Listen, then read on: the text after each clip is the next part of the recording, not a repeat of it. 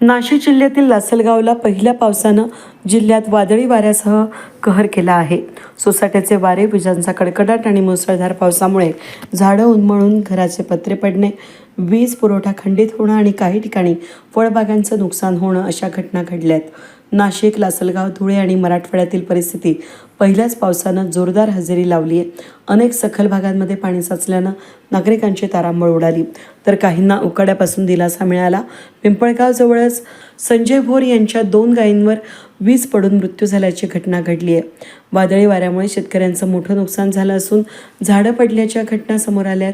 लासलगावला काही भागांमध्ये वादळी वाऱ्यासह आलेल्या पावसामुळे लासलगाव, ब्राह्मणगाव या ठिकाणचे दामोदर शेजवळ यांच्या घराचं छत उडून गेलं आहे.